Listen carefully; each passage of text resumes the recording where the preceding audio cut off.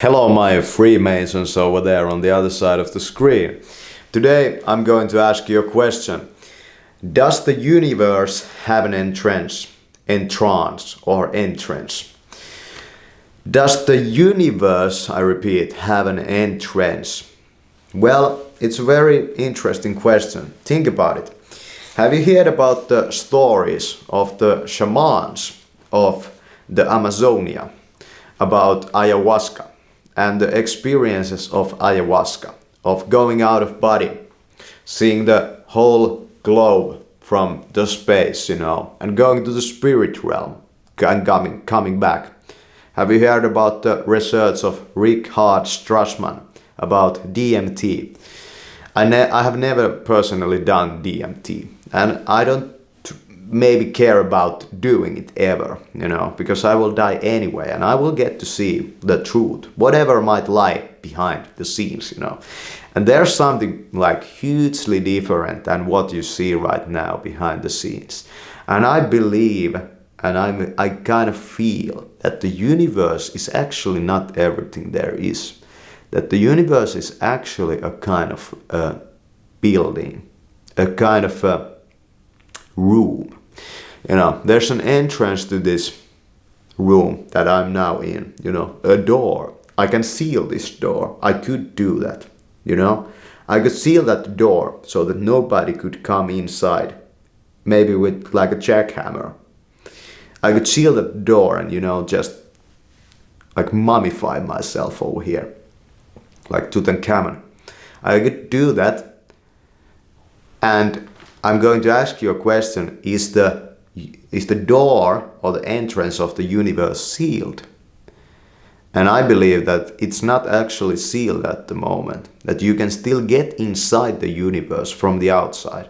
And I believe that when you die, you get out of the universe, not instantly, but there's a way out of the universe. And the spirit realm is actually not in the universe, but you can get from the spirit realm to the universe. And the soul, there's kind of a God. If you are a Freemason, you can probably relate to this. Otherwise, you won't.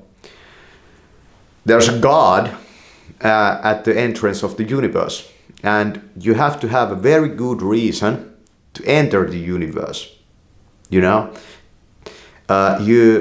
Like your soul, it can incarnate. Like I believe in reincarnation. That's just my style.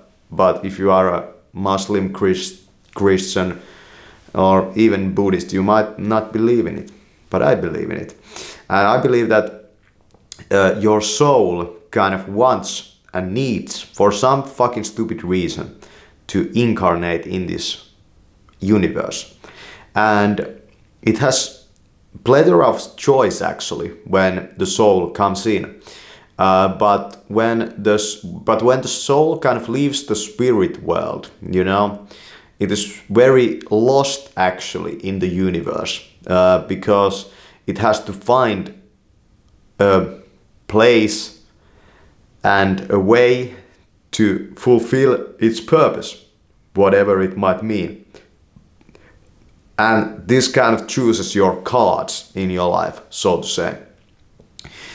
And I also believe, and I also have seen this, that not every human being, for example, does have a soul, So not every human being at death will end up in the spirit realm, because they don't have any soul or any spirit in them. They are just kind of NPCs or automatons in this universe. And dealing with them is very hard because of that, because they don't have any essence in them, They can be pretty evil, even hugely evil, or they might be fine to you. And when you go to the entrance of the universe, I believe that at that point that you kind of go to the universe, the soul wants to return from that point on. And the soul's return to the spirit realm can be very strong. I believe that some human beings have even committed suicides because their soul couldn't fulfill its purpose that it came here to like fulfill. The God or the actually God also, the God or the God and also the spirit realm doesn't really give you and doesn't really like it's not surefire, like it's not in any way sure that you can fulfill this thing that your soul kind of wants to fulfill in the universe.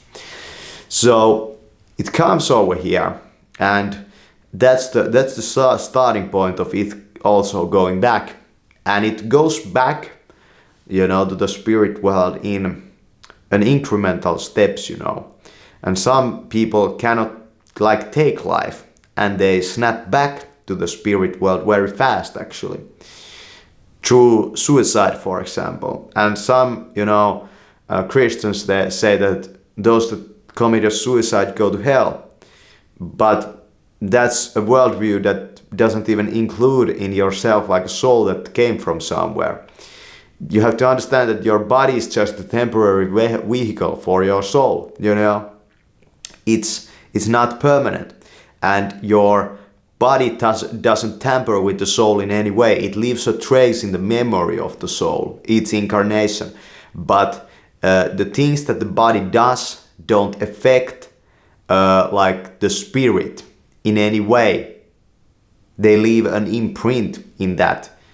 And some Buddhists say that that leads to karma, but I don't think so that leads to karma.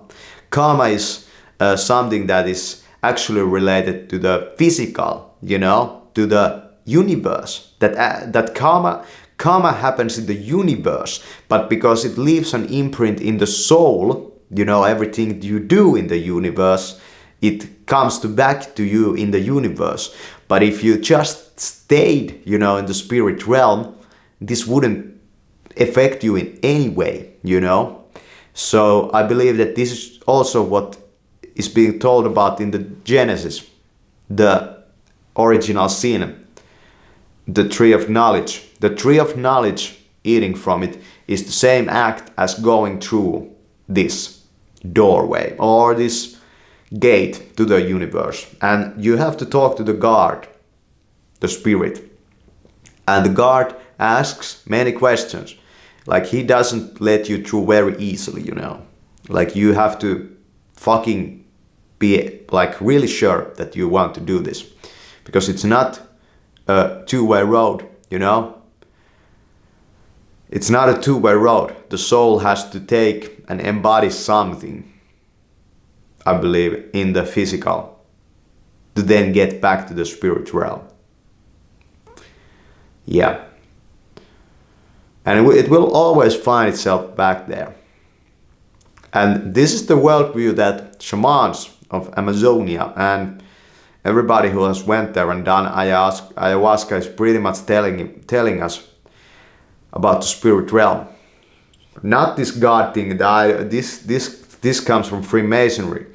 And Manly P. Hall, actually, that was a 33rd degree Mason, talked about in one of the lectures about the soul's journey through the spheres and the constellations and that to planet Earth, and embodying in itself and on itself this dense matter of physicality on top of the spirit, and that existed before, you know.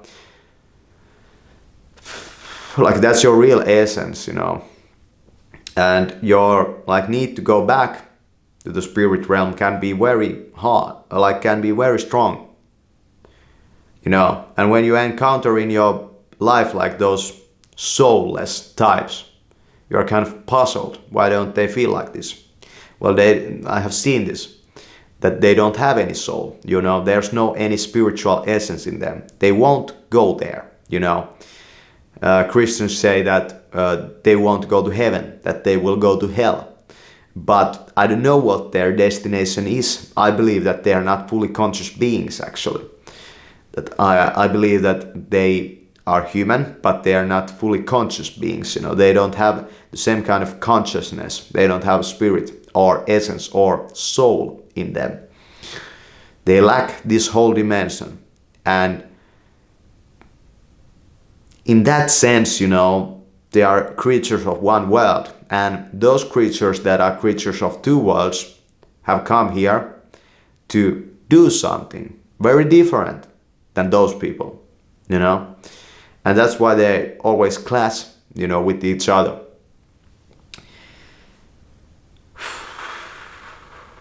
Thanks for watching.